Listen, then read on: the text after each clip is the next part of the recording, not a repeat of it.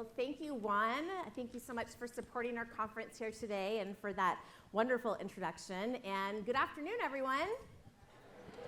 All right, well, it's great to be here with you all again for another terrific session. And I am honored to, again, be on the stage to help to introduce our next equity conversation with someone I'm very excited to introduce and share the next hour with and with all of you. Linda Yvette Chavez is the co-creator, co-showrunner, and I love that title, co-showrunner, director, and executive producer of Netflix hit series, not Gentified, Gentified. How many of you have seen that show so far? All right, good. She has done incredible work with this show. We're going to talk a little bit about, what caused her to create it, the process she went through, and there's a lot of lessons that are applicable to our work as United Ways and themes that we're all working on right now that we'll be able to carry through with our conversation here today. But the first season was a Peabody Award nominee and a 3-time Imagen Foundation Award nominee, including Best Comedy Series.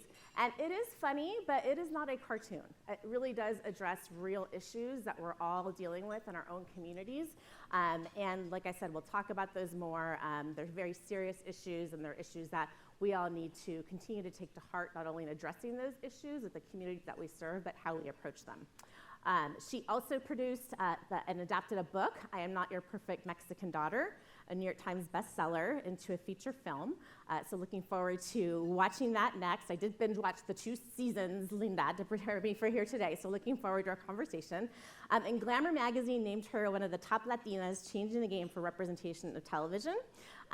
She was highlighted by Variety as a part of their new Comedy Impact Report, alongside other comedy heavy hitters like Tina Fey, Amy Poehler, some of my favorites, David Chappelle. And she and her co-creator, Martin Lemus, graced the cover of the WGA's 2020 summer issue of Written by magazine. I will share, I had the chance to spend a little bit of time with Linda as we were getting ready for our time together today, and she is incredible. She has a wonderful story of personal leadership and a lot that we can learn from. And really excited to spend some time with her and with all of you this afternoon. My script says this morning, but this afternoon. So please join me in welcoming Linda Yvette Chavez.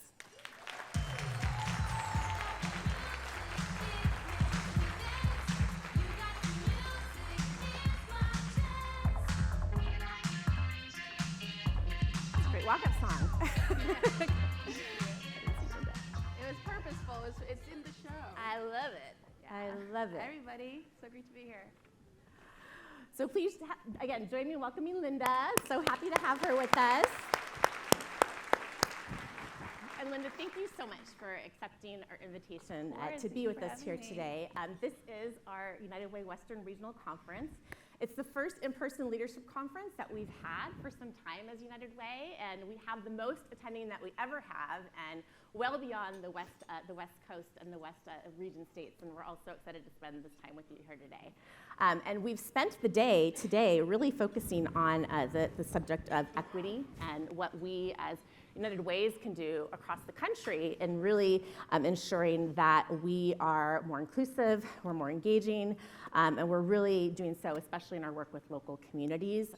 We heard earlier today from Robin Davis, and we heard yesterday from Angela Williams. And what we heard really themes around is that we need to work with urgency. We need to partner with communities that have been systematically marginalized. And as organizations internally, we need to really nurture an inclusive and diverse workforce and board. And you and I have talked about that a little bit in terms of your approach to really nurturing your teams. And so really excited for our time here together. And obviously very well known for co-creating the show Gentified. And you may think it's just about gentrification because of the name, but gente actually means people. And so the show is centered in a historically Latino neighborhood in Los Angeles that is facing gentrification, but is also facing a lot of the issues that we all are confronting, and that many of our neighbors or families or friends are confronting, and that our work and how we approach it is really, really critically important. And really looking forward to sharing a little bit more about that. And so we'll get into some of those themes, Linda, but first, wanted to start with a little bit more about you that's not in the bio that I read. Yes. So tell me a little bit more about, your personal background, and really, what inspired you to create this show? Yeah, so I grew up in Norwalk, which is a little bit outside of LA. My parents are both from Mexico. They immigrated to East LA. So I'm first generation, children of immigrants, and I very proudly talk about being working class and coming from a working class background. The show for us is very much about working class people, and it's an important thing that both Marvin, my co-creator, and I wanted to highlight because it's us, it's our lives. I grew up, like I said, in a low-income, mixed income, low-income family, and I grew up with these dreams of thinking I wanted to be a writer, but my parents would say like, oh, mija, you write poetry, you're gonna be a writer. I'd be like, nah, por eso estamos como estamos, which just means that's why we are the way we are, because you're trying to make me be a broke writer. I was like, no, I'm gonna go to college, and I'm gonna make money, and I'll be a lawyer. And I went to Stanford. I worked really hard, busted my butt, did that whole American dream thing. I went to Stanford, immediately, realized I was in a predominantly white institution, where it wasn't only white, but also predominantly high class, upper middle class. And it was more shocking to me, not only being in that environment, but as a woman of color, as a Latina, but also as a person who came from a working class background. And so when I was there, I was exposed, luckily, to one of the only black professors at Stanford at the time, in the theater department, Harry Elam, who did this workshop called Social Protest Theater. And it was the first time I saw texts by people of color, and I was like, who are these people? Spike Lee and August Wilson and Sandra Cisneros and Shuri Moraga, whose play I read, Giving Up the Ghost. And when I read that, it was the first time I saw myself and my community in a text in the way that I had experienced. And I was like, oh, wow, you can write about yourself and your community. And everything changed. Then I was like, oh man, I'm gonna be broke because I want to be a writer. I'm gonna go write. Luckily, that it turned around and all came to be. But what I learned during that time and what Shuri taught me was, art is healing, art is catharsis, art is there to help community. And I didn't know that about art. And being taught that made me, come to see what my calling was in the world, which was to tell my people stories. And that has not changed. It continues. I can't tell a story that doesn't have some sort of central identity theme to it. Even when I try, I'm like, I'm gonna do this crazy mystery. It's like, but let's talk about identity, and I can't escape it. So that's really what brought me to Henthified eventually, was that I did a million things from there to graduate school and to film school, a million things after. But then Marvin came to me about 6-7 years ago with Henthified. And he was like, I want you to come in and create this with me. I want to pour our hearts into it. It took 4 months to do our digital series. And we really said, this is the show we want to see. This is the show about us, our family, our people, our struggles, what it means to chase the American dream when your family wants you to be home at every party, but you gotta go work. And that was really what inspired Henthified, and it became just this place for us to trauma bond and tell our stories. And that turned into a 2-season hit series on Netflix. We did not intend that. We came to the work with our hearts, and that's what it created. That's beautiful. Thank you. Yeah, and Linda and I really connected when we first met because I too am first generation American. My family came here from Paraguay and definitely understand the straddling of both worlds, expectations. I never got to go to a sleepover, never got to do any of that stuff. You have to be home on New Year's Eve, all that good stuff. So I get that. And I didn't share this with you, but I went to Berkeley and I went to Stanford, but I won't hold that against you. No, I think you mentioned it, and I'm like, oh, don't worry. It's okay, we're good. We're good. I think you went 20 years earlier than me, but anyway, that's okay. Or actually, I went 20 years earlier, that's the thing. Yeah, no, but so, one thing that we talked about a little bit, and I'm gonna go back to a theme that Angela shared yesterday, and she shared actually when she visited with us in Arizona, was that, in our work, we need to be partners, not saviors. Yeah. And I think that resonates so closely, with many of us in terms of the way that we do our work. We don't just want to go into a community and tell them what they need based on the GIS map that we created of where the needs are, most prevalent.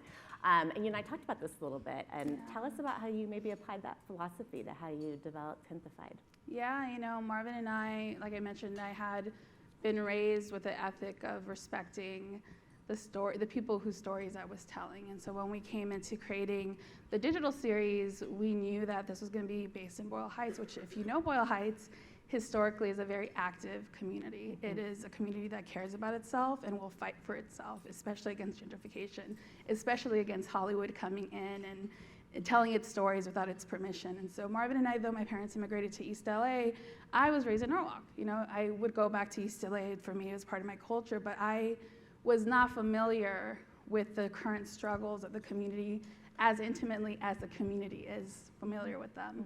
So Marvin and I really took it upon ourselves to say, hey, like we're Latino, yeah, we're first gen. Yes, we live in the area, but we're not gonna fully know the struggle of the people within the community. And so therefore we have to talk to the community. And a big part of our work as artists was not only to tell the story, but to create bonds with the people who the stories were about and ask them, what's the truth? What is it that you're really experiencing? And so we worked with a lot of organizations in the community throughout the entire 5, 6, 7 years that we worked on Gentrified. We had conversations, we came to the table, not with like, you know, pretending to know more than anybody, because we didn't. We came to the table saying like, we respect you, this is your community, we know we're coming in as outsiders, we know we're telling your stories, but here's where it's coming from for us. It's coming from a place of love. We understand what you've experienced in terms of not being supported or uplifted or taken advantage of or manipulated. We get that, and that's not where we're coming from, but we're here to have this conversation. And then we took that ethic through our entire process because it meant the world to us, because we were doing it from a place of love. We wanted to tell stories that were important about people who were struggling with gentrification and homelessness and job loss. Like, these are real things. It's not child's play. Like, I think a lot of artists in Hollywood will come in and think we're just gonna go in and tell a story, but it's not like that. That's not, you don't get to come in and then walk away, go make a bunch of money, and then the community's left with what? And I didn't want to be that. Marvin didn't want to be that. So we had really great ties with everyone, and they really, because of that, gave us so much love. There were series that came in and didn't get the same love, who got protested and kicked out of the community. We, on the other hand, were welcomed and trusted because we took the time to really have those conversations, and they were vital. To this day, you know, I still, you know, volunteer with or support Proyecto Pastoral in East LA and Boyle Heights, like different organizations that are amazing and are doing amazing work because, again, I care about the community. Yeah, that's a wonderful lesson for us to all take and to make sure that we implement as well. So thank you so much for sharing that. And you mentioned homelessness, and you know, there are many themes, again, that Gentrified really brings out. You know, there's the obvious gentrification, there's, you know, living in a multi-generational family, a mixed immigration status family, which is very real to, you know, a lot of people in this community right now and families that we're working with right now.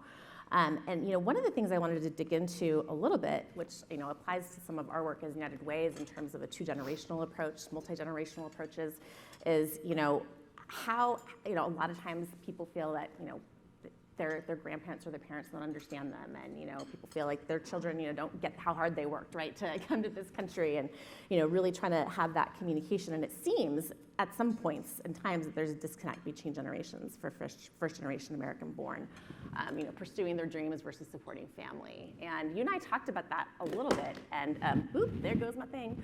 You and I talked about that a little bit about, you know, are those concepts really disconnected, or can they work in harmony? Can they live in harmony? The whole show was about finding that harmony.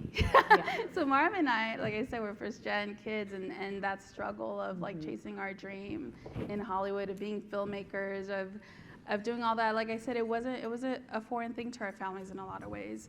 And chasing that while still being committed to our families and what they needed was a whole thing. Like, I always laughed about, like, I'd be working, and my aunt would be like, well, we never see you at the baptism, and you didn't come to the wedding, and why weren't you at this? You know, family's what's important. Families. And then at the same time, it was like, Mija, reach your dreams, go for it, like, be rich, do all the things. And you're just like, well, which one is it? Because I can't be doing that while I'm at the parties. Like, it was a struggle to really show up for family and to be supported in that way, while also chasing your dream. And I think for a lot of first-gen kids, too, just to take it a little bit more deeper, especially if you're working class, there's often needs that your family has that other people who are in the industry, whatever industry you're in, don't have. Like coming home to family with mental health issues, coming home to financial struggles, having to work multiple jobs to make ends meet, to pursue your dream.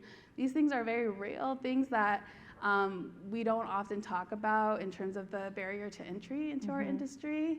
And that was something for me. I often talk about how it took me so long to get to where I am, because at every turn I was pulled back home to help with another crisis, to help with another situation, which I do not regret. I think that it was so vital and important because historically we have so many traumas as in our families that come from colonization, that come from so many things that are still there for us to manage and deal with. And so coming into that, for me, it was managing that, and a lot of the healing that happened for me was reaching out to get one therapy, which at first was, I know that therapy is not often accessible to folks. I think for me, when I started out, I would go to a therapist who was a sliding scale. I paid $15 a session, and that was really tough to even make those $15 work, but I made that a very important point because even though our families are so important and vital because our communities are vital, our families are vital to our culture, often they can be codependent. And so deciphering the difference and figuring out how do I go be this independent individual but still support and love my family is a big struggle. And you see so much of that in the show. Anna, for example. Anna is the one who has this dream but she wants to stay home.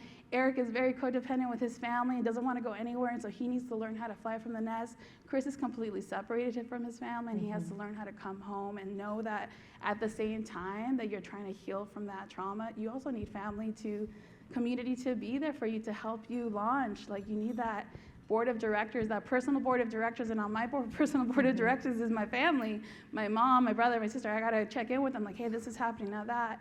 And I think all of those things are so vital to the show, and I think it's so vital to anyone in any industry who comes from that background, who is trying to succeed or come up from maybe having less at some point. Thank you for that. There's some beautiful lessons there that I'll kind of bring together as we're closing as well. So really appreciate you sharing that. One theme that really resonated with me, and I think resonates with a lot of us, and when I was with Orange County and IOA, we adopted the area of housing and homelessness as an issue of our focus for the first time, and really focused on helping children who were living unstably housed to get better housed. And there was a story of Javier, who was a mariachi singer and artist. Came to the U.S. to get a better life for his family, his son, with the idea that he'd bring his wife home to the U.S. as soon as he got settled. And turned out that he lost his apartment. He ended up living in his van with a son. Tried to make it dignified for his son, made the bed beautifully, and took him to school every day. And he had some really hard choices to make. And so tell me a little bit about why you brought that to light, because that is such a real issue in so many communities, and really is expanding even further. And just would love to hear some of your thoughts now, especially as so many students are being displaced as it is through the pandemic and otherwise.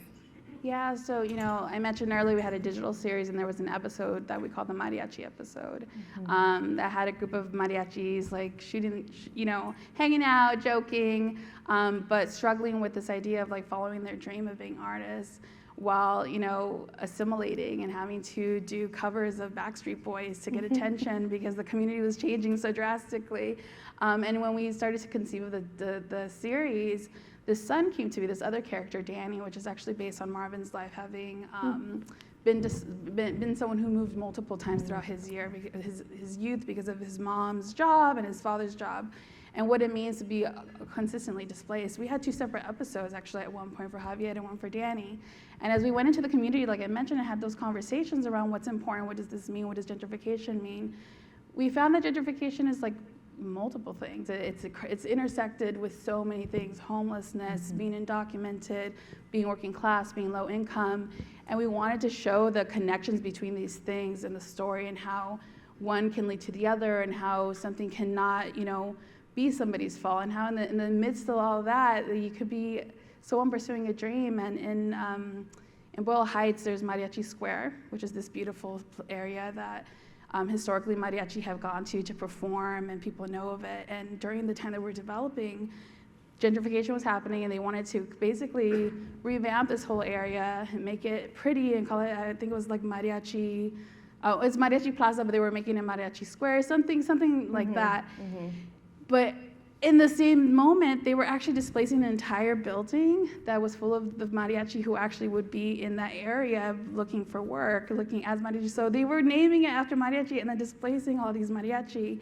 And we just, it was just so crazy. It was crazy. And we participated in supporting the mariachi during that time as they were fighting the battle to stay in their building. we really wanted to show that like you can be doing everything right. You could be in this community that you could have built this beautiful artist space for yourself and still be taken out of it. And we combined, you know, Yvette and Danny because we wanted to show how it affects children in the community as well. So we get to see Danny in a very innocent way fall in love with a girl and like wait the whole episode to ask her out, and then by the end it's like, okay, we gotta go now. Like you find out that you can't be there, and for us as artists, being able to reach people's hearts through character, I think is like the best way that you can reach people. And that was one of our most popular episodes because people fully understood what it meant to displace someone. Like we wanted to show that these aren't numbers, these are people. These are people. This is your grandfather, these are your cousins, this is your tia, this is your neighbor. And one of the things we did with Javier is the whole first few episodes, you think he's just this funny guy who keeps asking for a discount at the taco shop, and he cracks you up, and you're just like, oh, that freaking Javier is hilarious. And suddenly we hit you with that episode 6, and then you're like, oh my God.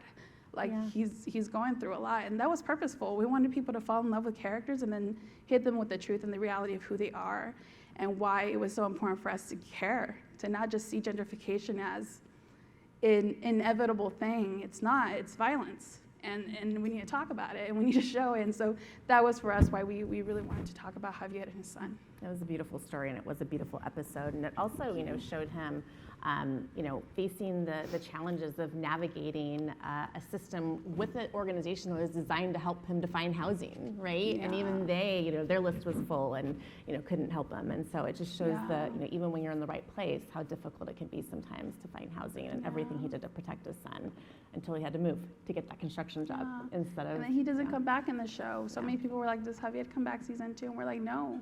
Because that's how it is in real life, and like we need you to feel that loss, you know.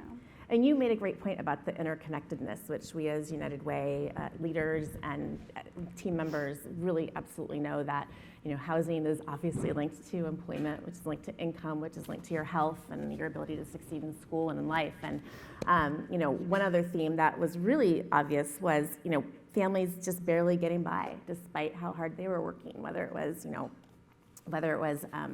you know, the dad, Casamiro, you know, with the taco shop, Mama Fina's, and you know, facing the challenges of increased rent and making, you know, being able to pay his team and family, to, you know, Anna's mom, who was working in the garment factory and had to bring stuff home and have all the two daughters sit around the table and, you know, sew those jeans together, and then, you know, the workers' rights issues that were really being infringed on. And so talk to us a little bit about that theme that you wanted to really bring out. Yeah, I mean, you know, it's real. It's, you know, small business owners, especially in areas that are being gentrified, are struggling. And one of the beautiful things when the show came out that I was so proud of was so many small businesses felt so seen. Families that own businesses, a lot of people had like save small businesses, like Gentrified hashtags, and they were throwing parties at their small businesses. They were supporting small businesses in their neighborhood. That was kind of like our intention in a lot of ways, but I didn't imagine how much it would move people to do that, and how many small business owning families would reach out to us and say, like, thank you for telling our story and our struggle to try to stay alive, to stay afloat in a community that has been ours for so long and now is being like slowly taken away from us. Whether that was Boyle Heights or Oakland, like we got people from all over the place like messaging us like, this is happening here. Can you do an episode about our community?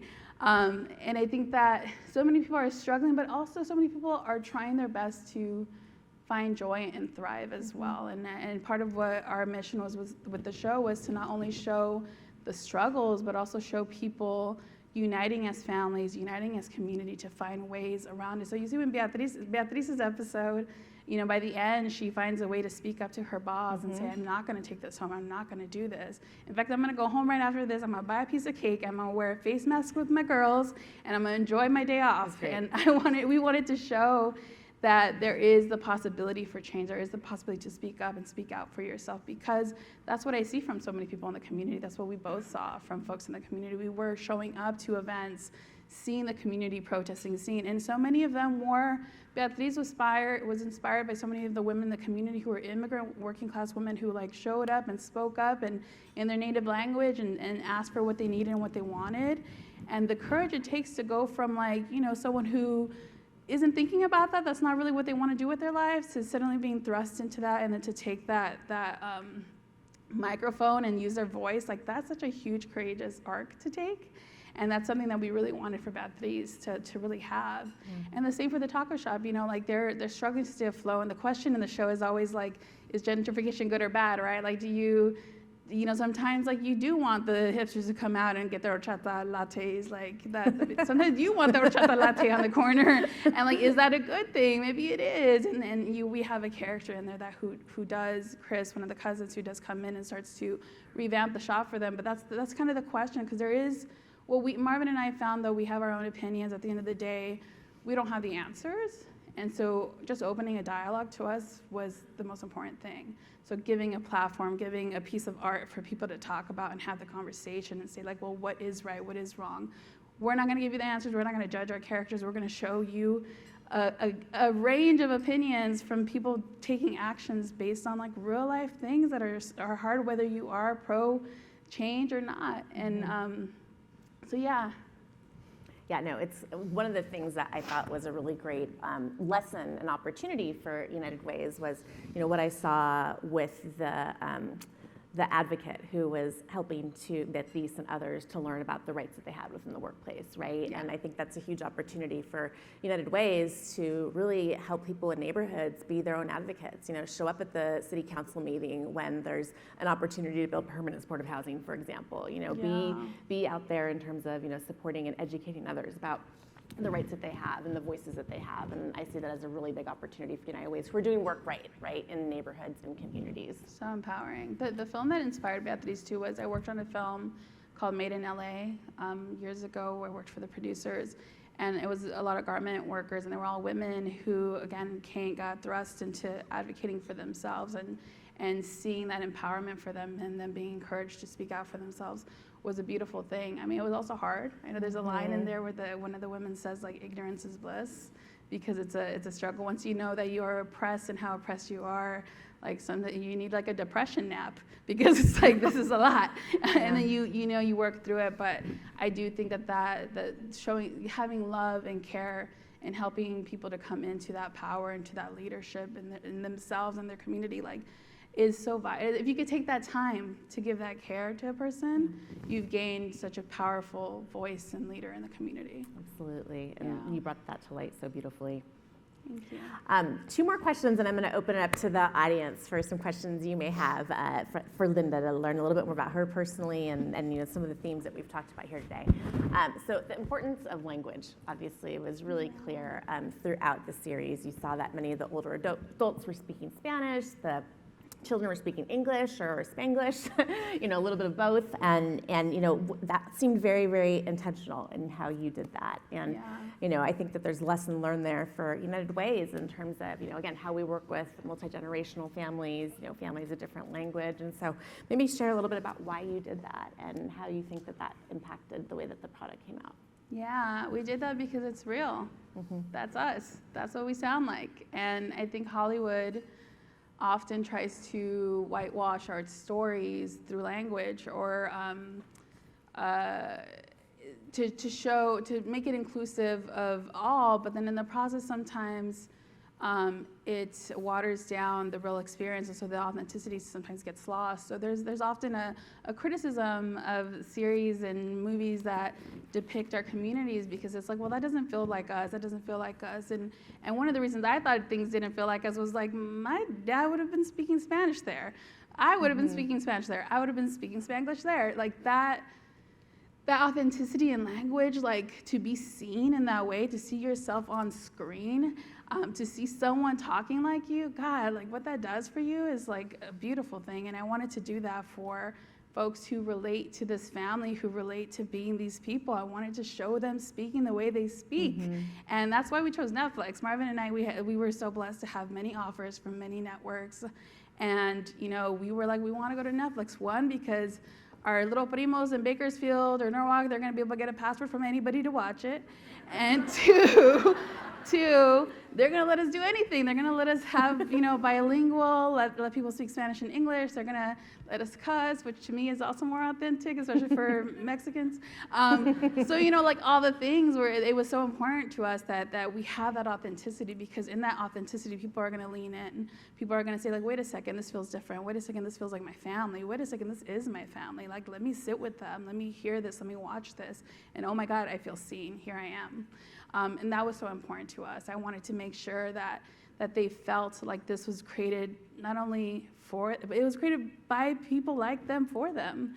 Like that's so important. That's so important for empowerment. And I think that, I was speaking to Keisha earlier about like language and allowing people to speak in their native tongue and to feel empowered in that, because often like, someone may not feel empowered in a language that's not theirs. I mean, you try speaking like Italian and be a leader. Like you'd be like, well, I don't know that language, but if you let me speak in my language, I'm gonna like when I do interviews in Spanish, I struggle because I'm a pocha. Like that's not my first language. I speak Spanish, but having these high level concept conversations like is much easier for me in English, because that's what I learned growing up. And so I think that it's important to have access and the ability to have those communications in the best way you can, and to find those outlets. I think people sometimes think it's difficult, but it's always difficult when it's not like a European country, like when it's like a language from a country that's not like historically seen as exotic. For some reason, it's always difficult. But when it's like, let's watch this movie in French. Oh my God, what a treat, right? Like suddenly we don't mind the subtitles. But if it's Spanish, suddenly we do. So I think like looking at your own unconscious biases around like what does that look like and what does that mean, and how can you filter through those and understand that we all have our unconscious biases, and that's okay. We can work them out and we can work through them to allow access. Yeah, and thank you for bringing that up in terms of unconscious biases. And earlier today we were talking about the fact that if we're doing this work in inclusion and equity and diversity and access, which you just said, which we've added to the mix with our work at Valley of the Sun United Way, really increasing access. You got to do the work yourself, right? You have to really understand, where it is that you're starting, and help your team members understand where they're starting before, doing work out in the world. And so really appreciate you sharing that. Yeah, and then one last theme I wanted to bring up, because we all love it, and that is food. And that is, prevalent throughout the series. And we've had some wonderful food here today. Great job to the conference organizers for selecting it, and to the staff here for serving it. It's been phenomenal, so thank you to all. A lot of food, lots showing the different tables that people are sitting at, and the importance of family, sharing that together. So tell us a little bit about that and how that's been an integral part. Yeah. Mm-hmm. Yeah, I mean, the show revolves around the taco shop. And every time people watch it, they're like, I want a taco.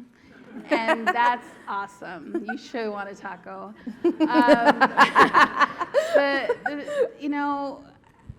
Most communities, most people, like sitting down around the table with each other is a place where we bond. It's where we connect. And I think, speaking from my own culture, sitting down around, your abuelita's mole or your tamales, whatever it may be, like, is such an important part of connection and family and bonding. And the character in the show called Mama Fina, who I don't think I'm spoiling anything if you haven't seen it, but from the start that she's passed away. And that's why the shop is kind of struggling, and Pop is struggling because that was his wife. And for us, the symbolism of the taco shop and her death, they were connected. It was like him having to deal with the change happening in the community, was him having to process the loss of his wife a couple years ago, and that she's gone. And this matriarch who would say food is love, who was at the center of their family, suddenly was gone. And what happens when that nucleus gets disrupted? So her name was Mama Fina. I have my own Mama Fina who passed away many years ago. Mm-hmm. And a lot of it was inspired for me by her. And her food was love. Like, to this day, I dream of her tamales, even though my aunt can make them and my mom can make them. It's not the same. It will never be the same, right? And I think because the secret ingredient was her love, like her specific love was a secret ingredient. And that ingredient is the nucleus of our family. So when she left, suddenly, like, we all got a little bit more further apart. And like, in a lot of ways, you could see that she was our leader. She was the one who led the way for us, who said, like, you guys are all getting together this weekend. I don't care who's fighting with who. And I'm gonna make mole. And we'd be like, oh, mole, all right, we're going. Like, I forgive you. Like, you'd all show up. So, losing that person who's such a force in your family, that nucleus, it's hard. It's hard to rebuild from it. And I know you work with a lot of families, working class families and different types of families like that. I do think that's an important part of like that coming together and that support of each other and being there with one another. It brings us all together. And we wanted to depict that in the show. We wanted to show what happens when that gets lost, and then how do you rebuild with each other? Because for the Morales family, that's what they're doing in the show. They're rebuilding themselves, and they're coming together back into that nucleus. And as you continue to see the show, you see that Pop becomes the nucleus of the family, and he starts to build himself back up, and he becomes like this powerful voice in the second season for undocumented immigrants. And I think that again, the food is part of it, having this establishment that represents who they are, where they come from, their legacy, their lineage is so vital, and we to us it was so important. And also, who doesn't love a taco? Thank you. Even the tacos that were tandoori style, right? Well, yes, those are good too. I think Pop made them win at the end of the episode. Yeah. Good. Well, let's open it up to some questions for Linda. What questions may you have, either about her personally, her story, the show, any themes or lessons that you may think that we can, bring home for our work as United Ways? Don't be shy. Microphone's right down the middle right here.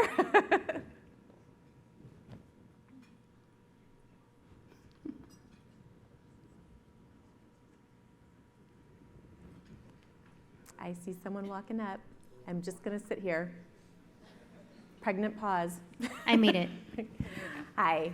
Hi, how are you? My name is Jasmine. I'm with United Way of Southern Nevada. I started about 7 months ago, and so far I've loved it, and I'm so inspired, and I'm so excited that they have you here. I feel like I see myself there, so thank you. Thank you. I'm a big fan of the show. There's a certain episode on season 1 called The Mural, where Ana paints a mural in front of Ofelia's store. And correct me if I'm wrong, but I believe it's 2 Mexican wrestlers that are kissing. Yeah.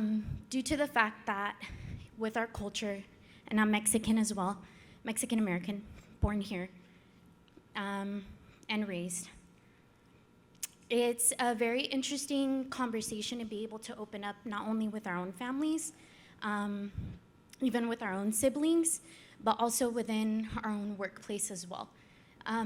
What would you recommend, or how would you like to see these conversations moving forward? I know Ofelia wasn't happy due to the fact that the grocery store itself, she was afraid that her customers weren't gonna come back. So she wanted that mural to be taken down because she was concerned about her regular customers. How would you encourage those conversations, not only in our families, but here in our workplace? Thank you. Yeah, thank you for your question.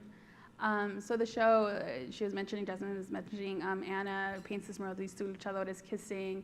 She does it, she's commissioned by this queer developer. He's a white man, and really he connects with her on like, we're both queer, let's do this art.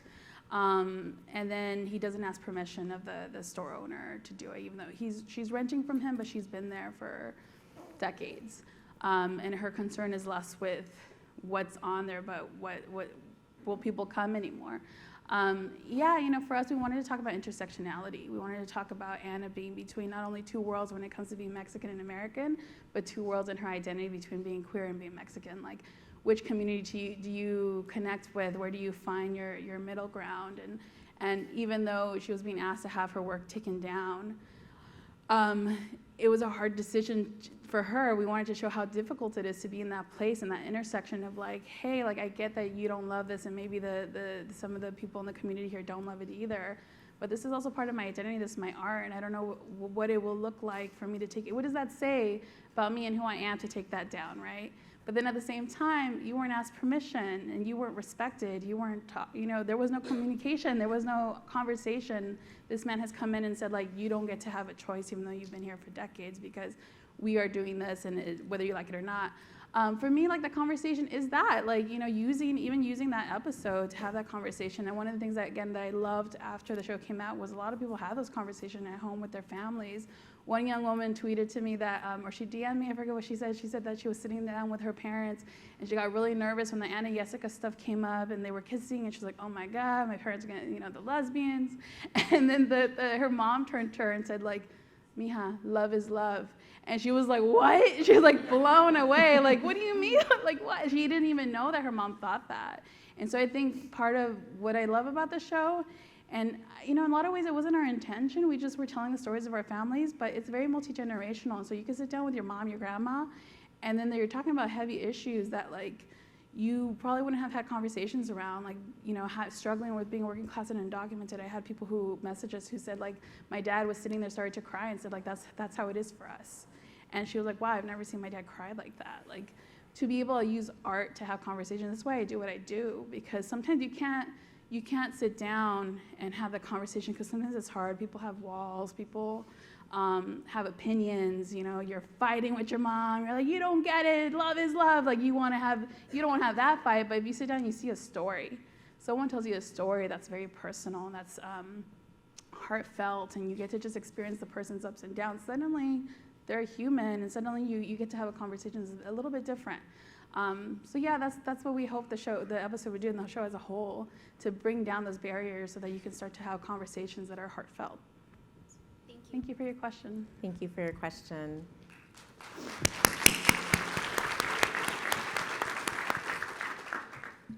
Hi, my name is Whitney Swander. I'm a huge fan of Hintified, so thank you for your work.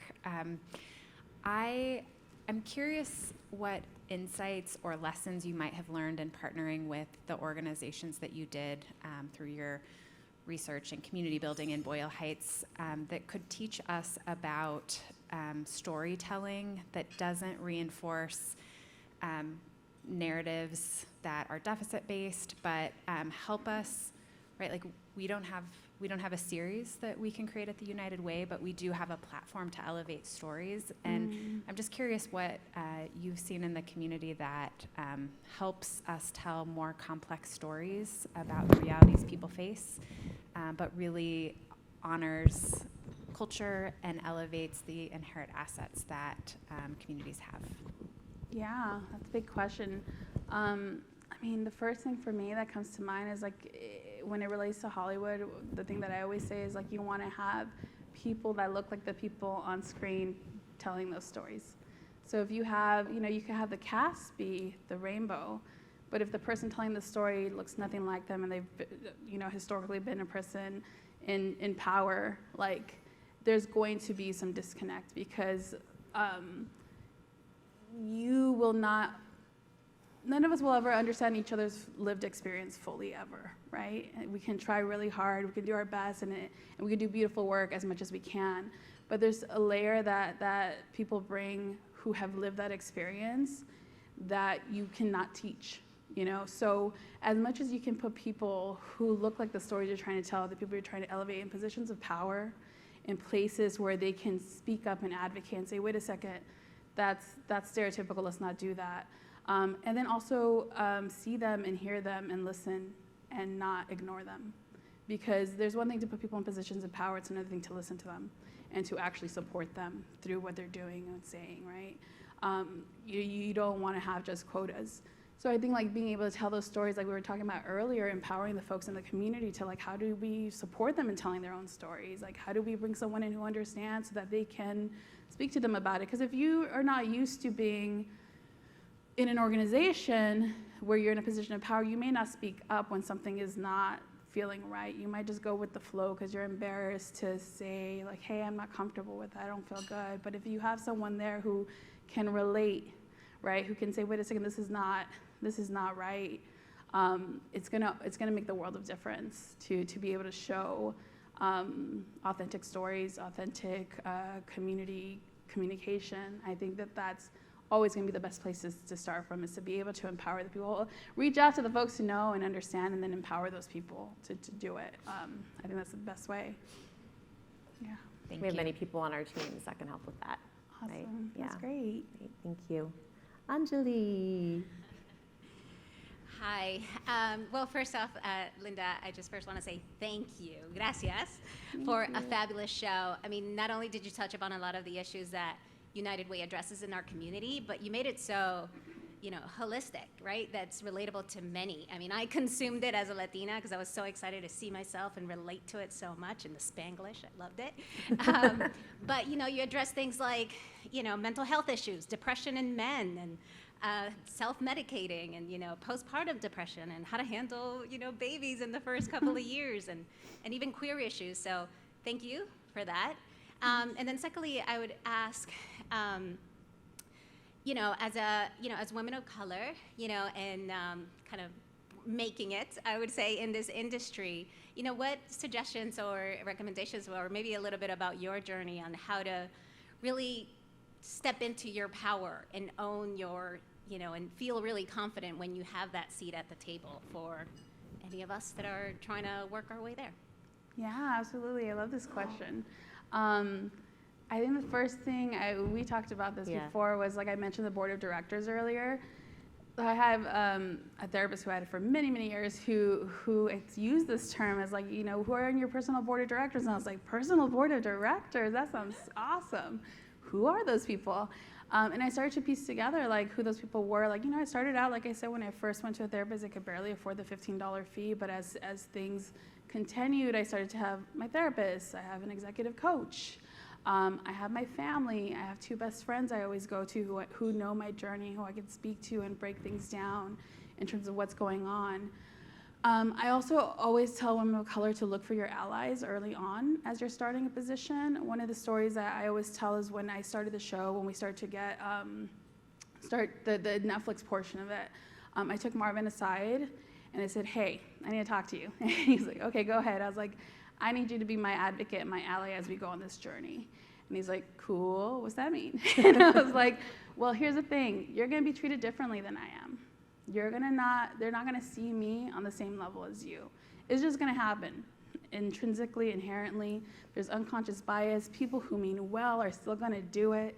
And I need you, when I'm not in those spaces where I'm not present in those circles or their spaces where they are giving you the things that they should also be giving me, or they're not giving me the credits that they should also be giving, that you are getting that should also be coming to me. I need you to be my advocate, my ally, and speak up for me and support me when I am asking for those things. And he was like, absolutely, like this was during the Me Too time. He's like, anything you need. And I was like, okay, great. He's like, absolutely, I'm there for you. I think in the moment, though, I think he took it as like, oh, nothing's gonna happen. What's gonna happen? Like, it's gonna be all good.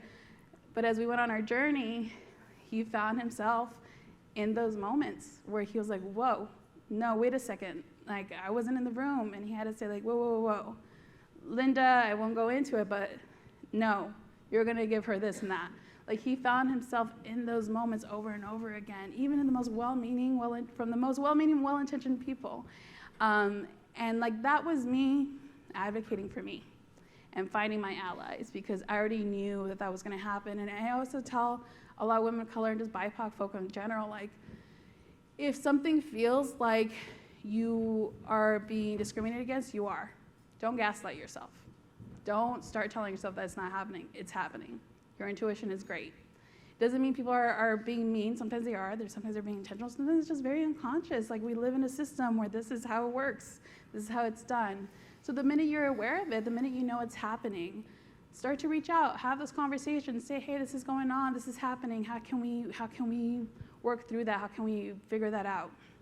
And then the last thing I would say is, we talked about self-care, self-love, giving yourself the space. You're doing hard work when you're a leader, and this, I think, goes for everybody. You're doing hard work when you're leading teams, when you're leading people. It's so much energy. And like, for someone who's like, I'm a very spiritual person, I'm a very sensitive person, I'm an artist. And so that energy suck, like, I have to replenish it. I have to go home and say, like, whoa, like, okay, I gotta put some more into this. And a lot of times, especially for folks who are first generation or BIPOC, or like, have come from working class communities, we don't know how to take care of ourselves sometimes. We weren't taught to take care of ourselves. We were taught to work until we ground ourselves to the ground.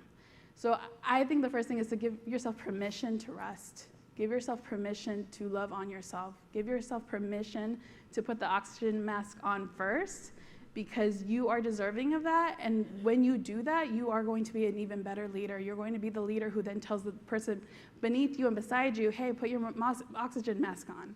You first, take care of you. And when you start to lead from that place, and I mentioned this to Carla, like, I try to lead with the love ethic. I come from an industry that's historically very toxic. Hollywood is very toxic. And people are not treated that great in most environments.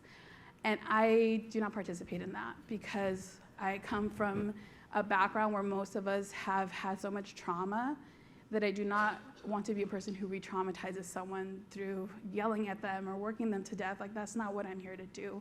I'm a creative trying to empower creatives. And creatives cannot work when their systems are shut down from stress and anxiety and depression. Like, you cannot create from that place. It's literally scientifically proven you cannot create from that space.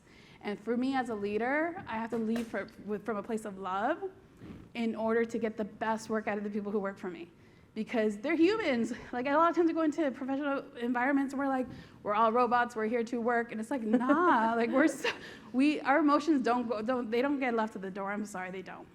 They come in with us. And if we ignore the emotions, we ignore people, then we're not gonna see, things aren't gonna elevate, things are not gonna rise to the top. And that's one of the things I'm the proudest of as a leader, is being able to take care of myself and then set that as an example for my community, for my people, for the people who work for me.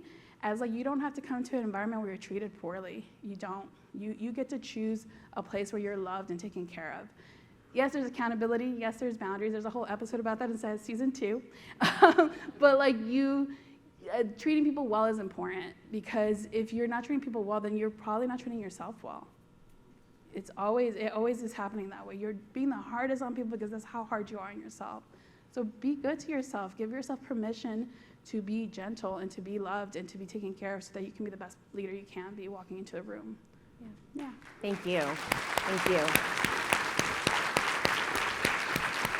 And Anjali, you took the words out of my mouth in terms of some of the questions that I wanted to, close out with Linda around. She has a lot of really great lessons learned on, that can be, I think, really instructive to a lot of the young leaders that we have in the room. Anjali and Desmond and Whitney, and we're going to be having a conversation next about, some of their hopes and aspirations. And many of us started as young leaders within the network. I shared yesterday, I started at Orange County, Iowa when I was 23, and never did I think that I would become the CEO of Valley of the Sun United Way, the first Latina, the first woman of one of the larger United Ways in the network that I have just absolutely admired. Is because of so many people that gave me all these life lessons. And so thank you for that.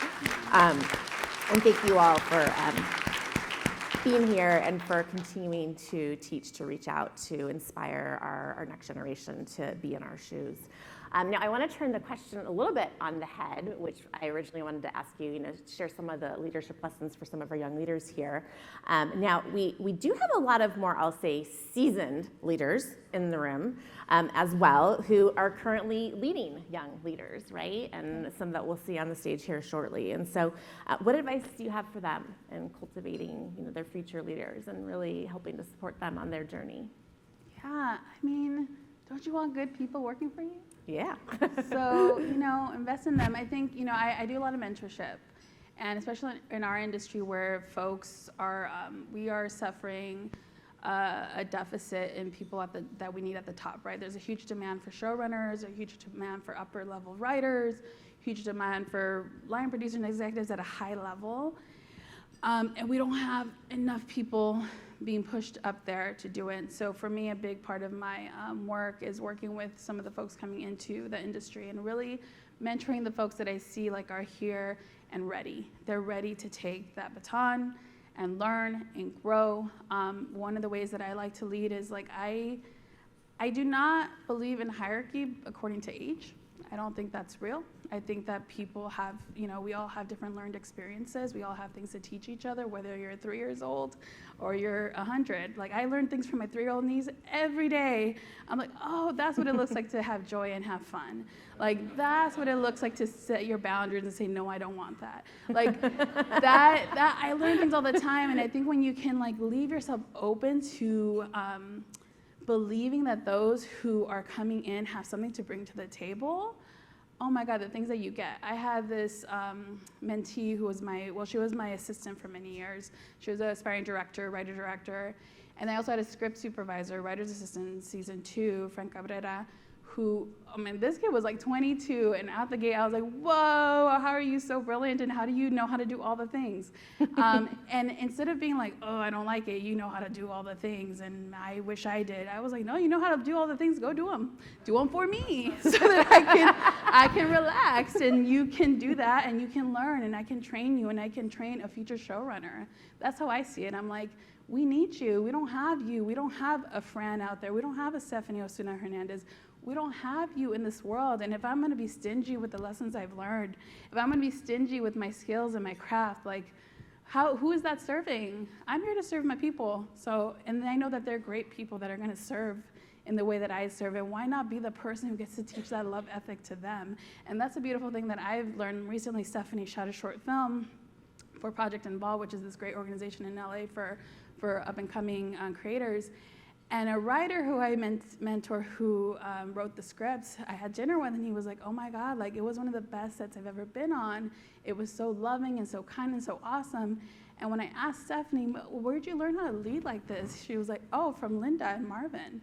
They taught me how to do this, how to do it this way. Like, I came out to the set feeling ready, feeling like I knew how to lead and I knew how to treat people. And oh my God, I felt so good.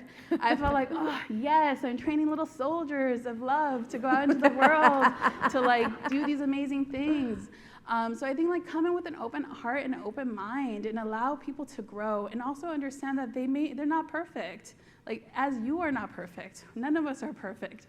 And so how can you work with that imperfection and say, okay, you haven't learned that yet, but here's the thing that you can work on, and here's the thing I can work with you on, and how can I empower you? One of the things is like when you teach a kid how to ride a bike, right, you gotta let go and let them ride it, or else they're just never gonna learn, right? So that's the thing with young leaders too. I think you gotta say, hey, here's a script at 8 p.m., revise it, like go have fun. And sometimes they freak out because they're like, you want me to revise the script that's gonna get shot, that's gonna be on the air? And it's like, yeah. Go, be free, enjoy. I can always take that back and be like, oh, cool, let me fix this and make it better. But what they gain in that real life training cannot be bought. It cannot be bought. So as much as you could give people real life training to do it, like throw them into the water. It's like with the kids too, when you teach them swimming, you're just like, throw them in, because that's how you really learn how to lead. That's where you get the thick skin, whatever you want to call it, to become those great leaders. Very well said. Thank you, Linda, for joining us here today. Please join me in giving Linda a round of applause. Thank you for creating the insightful show that you did with such love, the love that you show, and really sharing these amazing leadership lessons today, both for us that are more seasoned at this point in time and to our future shot callers. So I think that we're so proud to have you. And again, thank you. Please join me again in thanking Linda. Thanks, everyone.